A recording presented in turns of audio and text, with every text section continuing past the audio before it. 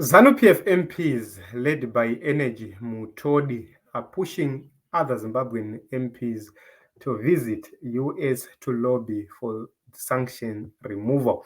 Let us take a look onto this report from ZimLive and take a look on the probabilities of sanctions being removed following a push by ZANU PF MPs. This is the first time we've seen ZANU PF MPs looking into this direction of actually going to Washington to actually lobby for the removal of the sanctions. So the major question is, will these sanctions be removed because ZANU-PF MPs have gone to Washington, or they will be removed because ZANU-PF government has met the conditions for the removal of the sanctions?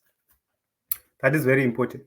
So we need to take a look on key issues right now. These sanctions, they were placed because of massive violations of human rights.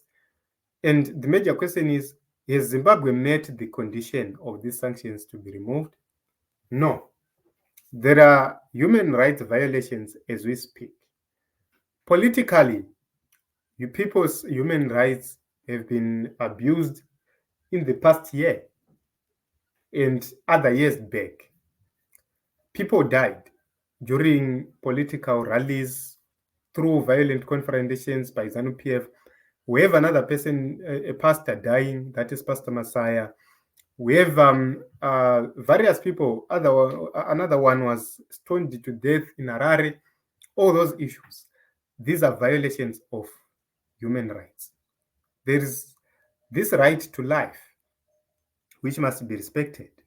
It was never respected. Then we have the issues of demolitions which are happening right now.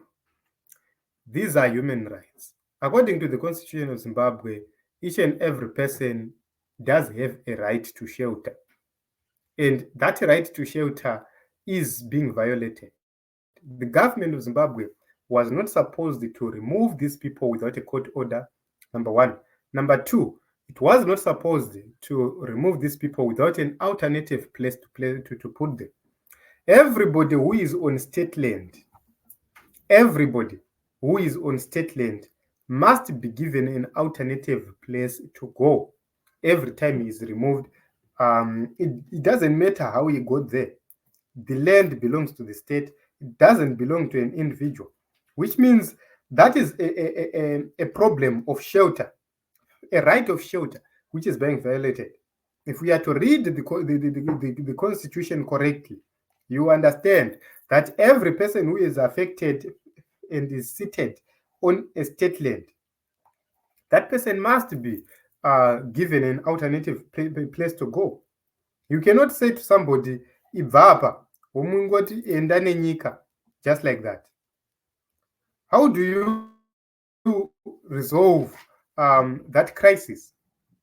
But the major question is, will they be able to lobby in the White House? So it's very important to Zimbabwe, and personally, I agree with the ZANU PF MPs. They need to go there, sit down with the senators in the American Senate, and have the correct answers on the reasons why sanctions were placed, and they must stop abusing the name of President Nelson Chamisa. So let us take a look more deeper on this case. The sanctions, which were authorized through enactment of the controversial Zimbabwe Democracy Economic Recovery Act, ZEDERA, back in 2001, were imposed on the back of rampant rights abuses and poor fraud under the late former President Robert Mugabe. Two key issues: human rights abuse, poor fraud.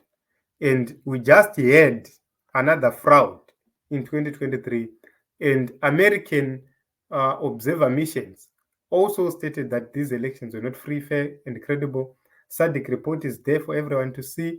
All these reports, what if they are placed before ZANU PF? Take a look on the Shavangu issue and how ZANU PF people have been celebrating. What if all these issues are brought to ZANU PF to say, okay, what do you say about these issues? It will be something else. So you'd say kuti Mutodi supported this motion in parliament on Thursday and said a high-powered delegation comprising of legislators will put weight behind the call for sanctions removal. And the delegation from Zimbabwe parliament must be sent to America to present a briefing paper to the President of the United States of America and Congress, requesting their administration to expeditiously and unconditionally repeal ZIDERA, which has caused so much suffering to the ordinary citizens of our country. So let us see how far ZANU PF is willing to actually deal with this matter.